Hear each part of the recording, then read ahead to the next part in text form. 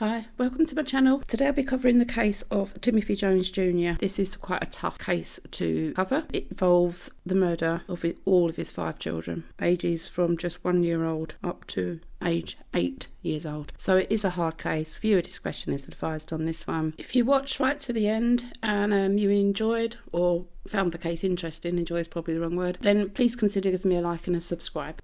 Timothy Jones Jr. was born to parents Timothy Jones Sr. and Cindy Jones, his mother, who was just 16 years old at the time when she gave birth to him. Cindy, the mother, she did have mental illness. We know now that she had a diagnosis of schizophrenia, which has led her to be in and out of services, mental health services, over the past 20 odd years. Timothy grew up in a household which was very chaotic and volatile. His dad was a big drinker, so there was a lot of alcohol involved in the relationship, and there was domestic abuse from Timothy Jones Sr. towards his wife Cindy. This, coupled with Cindy's mental illness, didn't go down too well, obviously putting a strain on the marriage, all while Timothy Jones Jr. would be witnessing all this that was happening around him.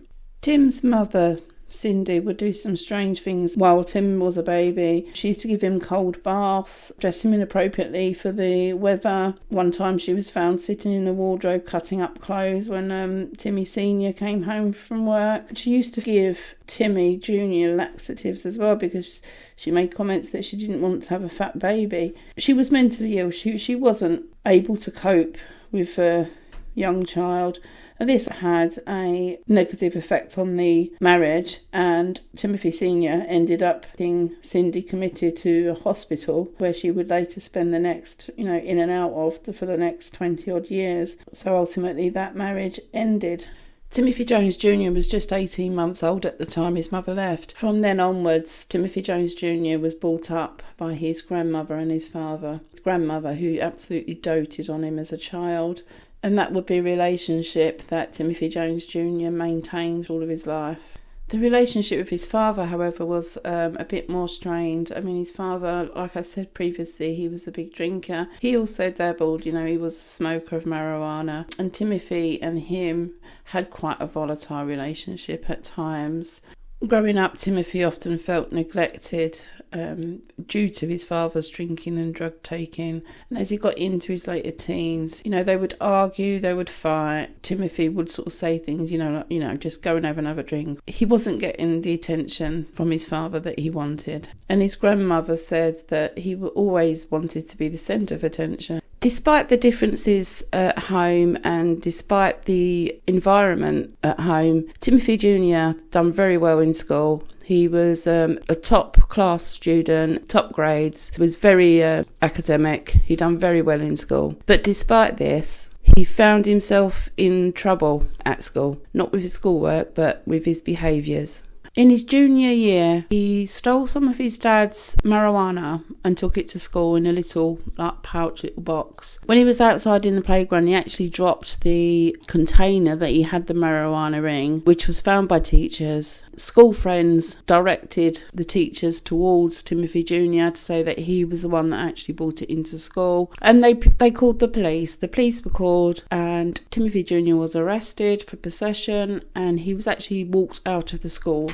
in handcuffs. This is the first time that we know of Timothy Jr. getting in trouble with the police. This was when Timothy Jr. probably started dabbling and experimenting with marijuana, and this is something he would do periodically throughout his life, as we hear as the case goes on. In addition to marijuana use, there was also reports of him trying cocaine and even heroin. Timothy Jr. continued to excel in his schoolwork, and in his senior year he enlisted into the Navy because he wanted to be a Navy SEAL. He was honest about his past drug use. At this time he wasn't using any substances, and the Navy let him sign up. Timothy was excited and enthusiastic about joining the Navy, something that he'd always wanted to do as a child. However, prior to the training starting, he was in a car accident in which he damaged his hip. And as he got into the physical aspect of the training, he realised that he wasn't going to be able to do it because of the hip damage that he had received in the car accident. This in turn led him to become quite depressed, quite low in mood, because obviously he wanted to be a Navy SEAL. He went back to using substances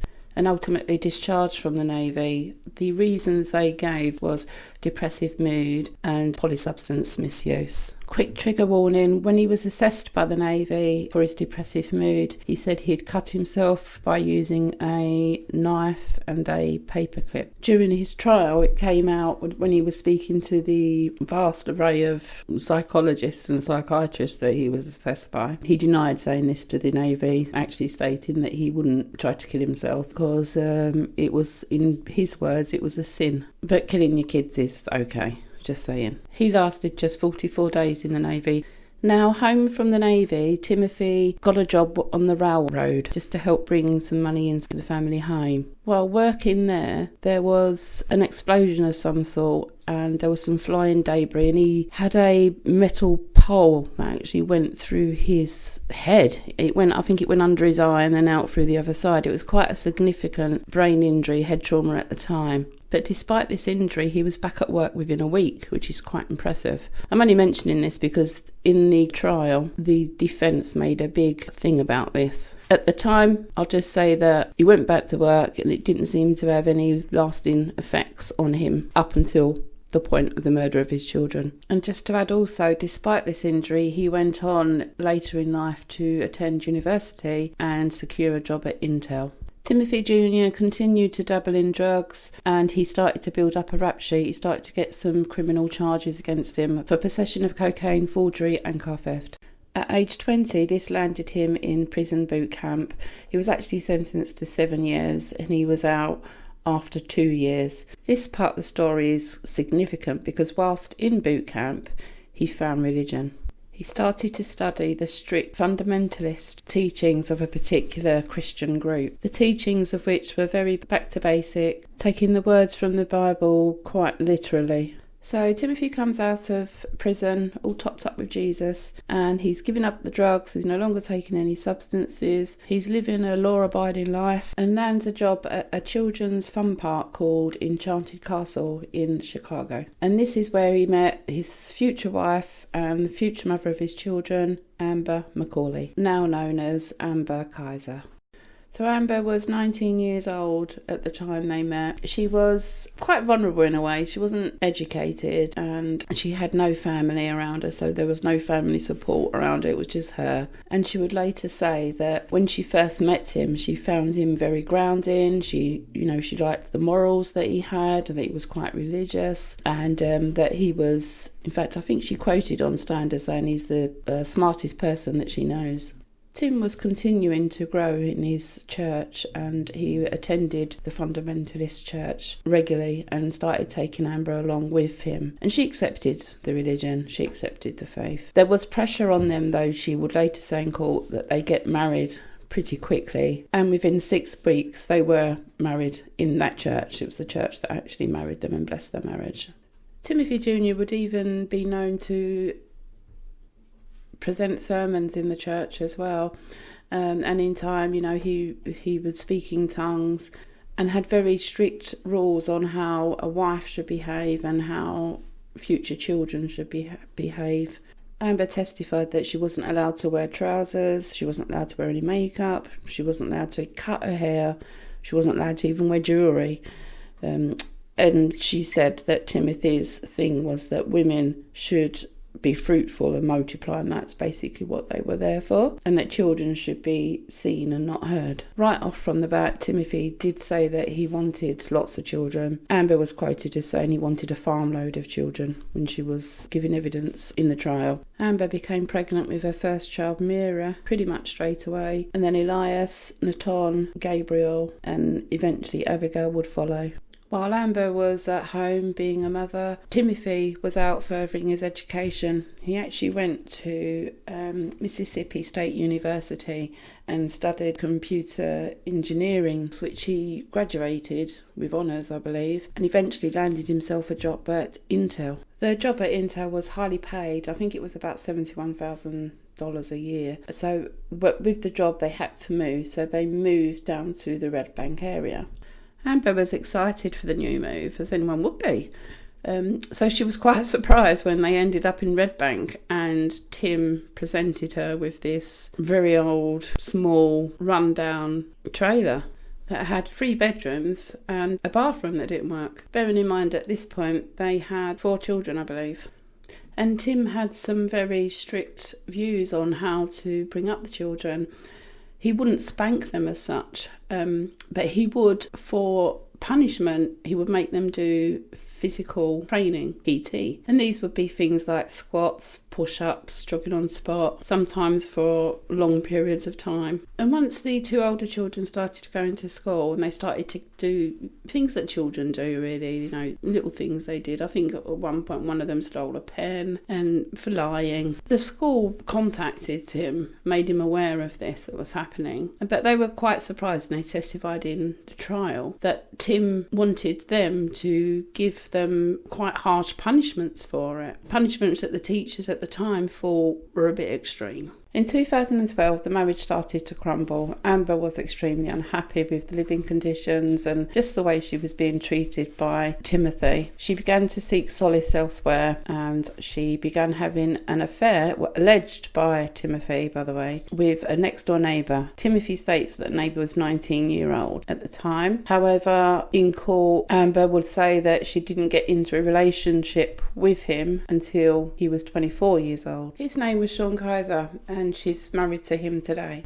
Having suspicions that Amber was having an affair, it began to affect Timothy Jones when he went to work. Colleagues noted that he was quite preoccupied and that he'd started smoking again, something that they'd not ever seen him do. He confided in a few colleagues at work that he actually thought that Amber was having an affair and, was asking advice. According to reports, it was Timothy that actually wanted to go to marriage counselling and guidance if they could, resolve their issues that they were having. And he even brought the marriage to his church and was asking advice in church. However, the church soon got fed up with seeing the pair in front of them, and basically told them to, go their separate ways or go away and sort their marriage out. Timothy Jones Jr. was losing control. Amber moved out and Timothy Jones started using spice, which is a synthetic form of marijuana. He had stopped going to church, and on days he even stopped going into work. And when he did turn up for work, he was always late, and this obviously became a concern for his employers. Timothy Jones got custody of all of the children. Amber was pregnant at the time when she left the marital home, and she later gave birth to the youngest of the children, Abigail Elizabeth. Timothy Jones wanted a DNA test, which proved that he was the father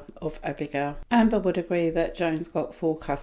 In her reasoning, she said that he was in full-time employment, his earnings were good, he could provide for the children. She didn't have a job to provide for them or even a home. She was actually staying with friends. And she said in court, as a mum, she thought she had made the best decision for her children. Between the pair, they agreed that Amber would have supervised visits, which usually took place at the local Chick-fil-A. Amber would also call her children every night on the dot at 7 p.m. Jones started to rely on babysitters for the children. Although the 3 older children did go to school, the 2 younger children would stay with the babysitter while Timothy Jones went to work when he bothered to go to work, as his spice use was starting to spiral out of control. Without Amber at home cooking, cleaning and looking after the children, the home started to become dirty. There were reports that the kids were living in filth. This attracted the attention of CPS, and they actually went out to the home on several different occasions, having been told from several different people that they need to go and check out the family. One babysitter testified that one of the children actually turned up at her home with a black eye. Timothy would deny that he ever actually hit the children,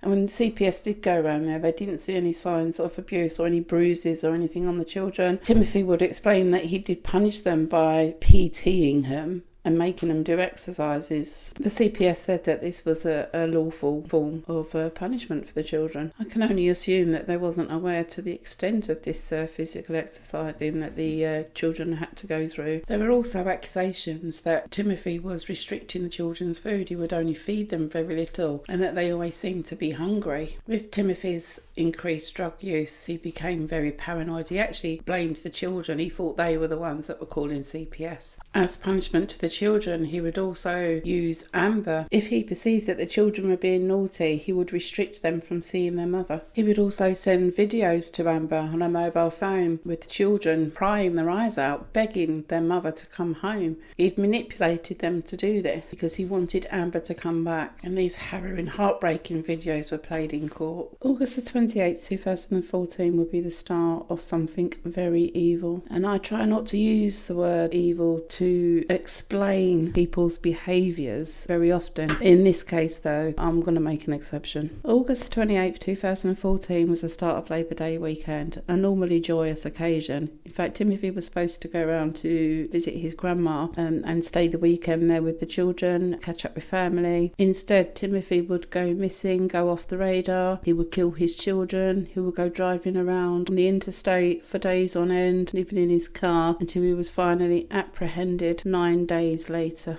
That Thursday, Timothy would go to school and pick up his 3 older children as usual. The school teachers testified that he didn't seem any different to normal. Kids were happy to see him. He appeared to be happy to see the children. He left there with the 3 older children and then went to collect the 2 younger children, the 2 babies, from babysitter. She also said that he didn't seem out of sorts or out of the ordinary. Everything was normal according to her. Timothy and the children headed back to the trailer in Red Bank. When Amber called the home at 7 p.m. as usual to speak to the children, like she did every night, she could hear Naton in the background crying quite hysterically, and she asked for Naton to come onto the phone. So Naton came on the phone. Amber would testify that, he was crying, he couldn't speak, he couldn't catch his breath because he was crying so much. Amber was asking, what's the matter, son? Naton turned around and said, I didn't mean to do it, mum. Timothy came on the line and he was absolutely livid. He explained, or shouted rather than explained, to Amber that he thought that Naton had been messing about with a power outlet, a plug socket, and he had been for the past 20 odd minutes trying to get Naton, to confess that he had actually done this, and Naton wouldn't confess that he had. So when Naton got on the phone to speak to his mum and he said, I didn't mean to do it, Timothy saw this, I've been prying to get you to tell the truth for the past 20 minutes and you haven't told me the truth, but then your mum comes on the phone and you tell her straight away that you didn't mean to do it. Now, what Timothy didn't tell Amber was that for the past 20 minutes, while trying to get his son to confess, who was only 6 years old, by the way, he had been making him do extreme exercising continuously. He put it PTing him, which included star jumps, sit-ups, push-ups, running on the spot. Jones and Amber exchanged words on how to discipline the children. Amber was trying to say that,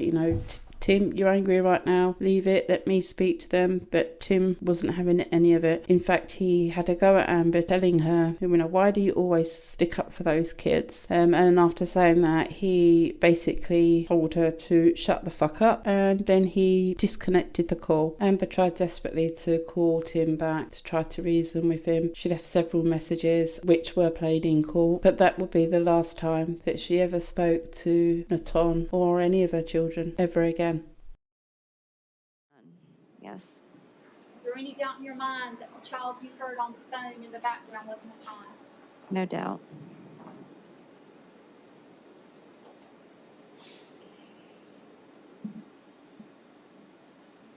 Were you ever able to get the defendant, Timothy Jones, back on the phone after he hung up on you that night? No. Or you shut up and hung up on him? No, I was not able to. So you attempt to make a call at 7:19, approximately 7 minutes later. It's 1 minute and 2 seconds. Did you?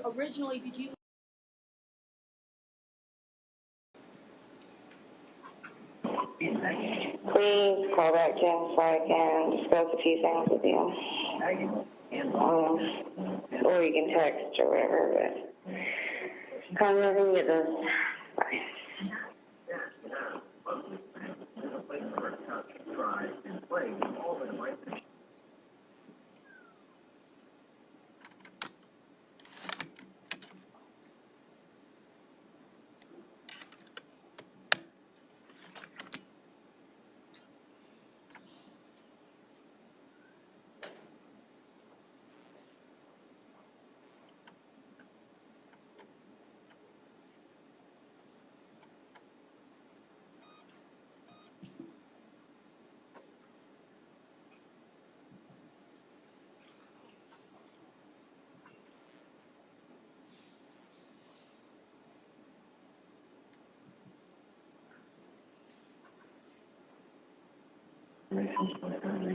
Tim, I'm not calling to argue or anything. I just, for like the past 2 or 3 phone calls, you've been like really on edge and angry, or like I don't know how to explain.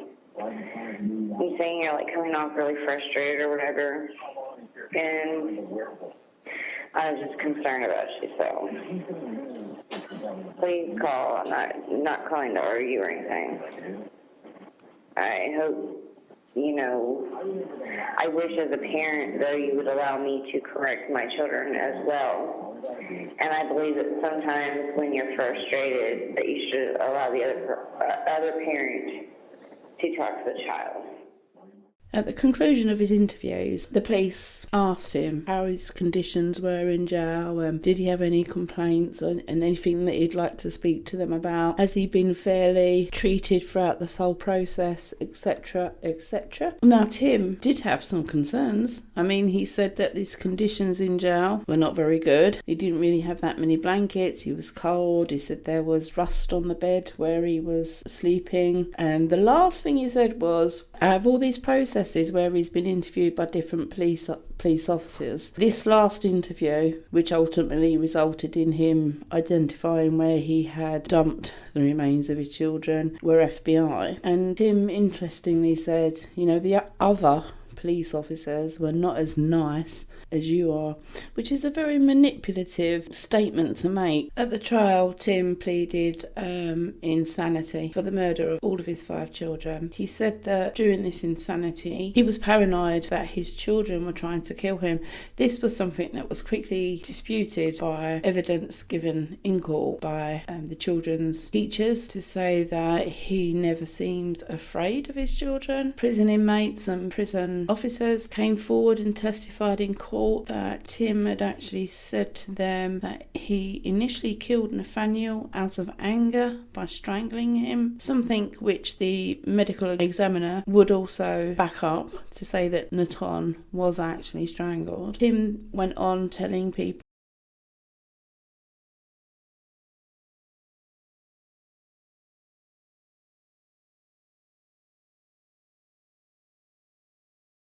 trial from beginning to end, and to see Timothy Jones Jr. sat there, I don't know what the term is, pursing his lips, fake crying, absolutely wound me up to the max. The only time that he did fake cry was when his interview was played for the court. He faked cried then. He didn't fake cry when the medical examiner was giving her statements. He didn't cry when it showed the 5 small black bags that his children were in at the side of a road at the edge of a wooded area. He didn't cry then. He didn't cry when his ex-wife, Amber, broke down. I mean, broke down in tears. They were real tears. What Timothy was displaying throughout this trial was not real tears. Real tears were from Amber. She broke down. He didn't bat an eyelid then. In fact, the trial had to be stopped twice. Once because Amber broke down crying in tears, and another time when even a jury member broke down in tears. The defence tried their hardest to pursue an insanity plea. They played video footage of Tim whilst on remand in prison, jail, apparently trying to commit suicide. However, when cross-examined by the state, it quickly showed that although he had tried to string himself up, apparently using his bed sheets, he was there, he was knelt on his knees, he didn't lean forward to apply any pressure. Apparently he was watched on video, because it's 24-hour video recording in his cell, and he knew this. He would shift and make adjustments to the ligature, and he was apparently there for over an hour. What can I say? This attempt at suicide was absolutely just as a farce as the attempt of his suicide for overdosing or trying to overdose on spice. As a mental health professional, I take suicide very seriously. In my personal life and in my professional life, I've had experience in regards to suicide.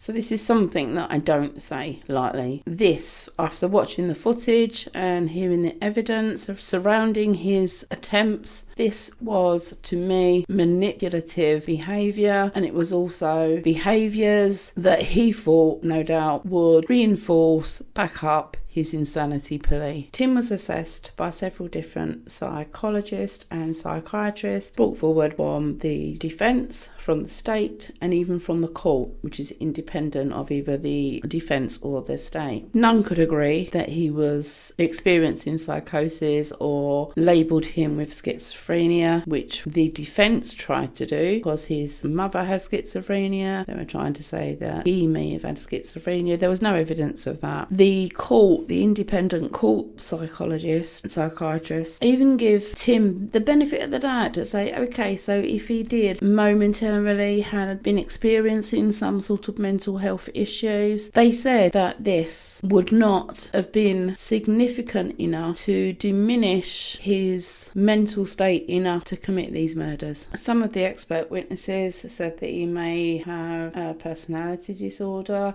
He was showing quite narcissistic traits, which would fall in line with some of his background, especially with abandonment issues, that he had been abandoned as a child, traumatic events in his life, i.e. witnessing violence from his father to his mother, the alcohol that was involved in his upbringing and his family life. They also put forward that because of this, you remember when he was quite young and he had an accident while he was working on the railroad when a metal pole went through his skull. Because of that injury, that impaired his mental state. And let me just quickly say that he was fine and returned to work a week later. Subsequently went on to do many other things in his life that this injury didn't impact on. From the time Tim murdered all of his children to the time when he arrived at court hearing, when the proceedings started to go ahead, he hadn't been diagnosed with schizophrenia and he hadn't been diagnosed officially with any personality disorder. The jury ultimately saw through his defence and he was handed down death sentence for the murder of his 5 children. The jury agreed that they were aggravated circumstances and they imposed that death sentence. During the penalty phase, Amber testified, she was subpoenaed, testified. She didn't particularly want to go, but she was subpoenaed to be there. And when asked her thoughts, opinions on whether the death penalty should be imposed, she said it was a very hard decision for her to come through, but she did not advocate the death penalty, even though, from her words, he did not show my kids any mercy. They loved him, and they would not have wanted him put to death. Mira Grace Jones, aged 8 years old. She loved watching TV, she loved colouring. She had beautiful long brown hair and she had an amazing smile. Naton, aged 6 years old. He loved fishing. His favourite toys was Woody. And he wanted to be a sheriff. He wanted to fight crime. He was very tactile. He loved cuddles and he liked to play jokes on everybody. Elias Xavier Jones, aged 7 years. He loved the outdoors. He loved collecting and looking at insects and stuff, and he was very handsome. He even called himself a handsome ladies' man. Gabriel Asher Jones, aged just 2 years. Loved Care Bears and VeggieTales. Elaine Marie Jones, also known as Abigail Elizabeth, loved kisses and cuddles. She was very affectionate and she loved giving high fives. Well, this is the end of the case. I hope you enjoyed, I suppose is the wrong word to say when you're considering this case. You found it interesting.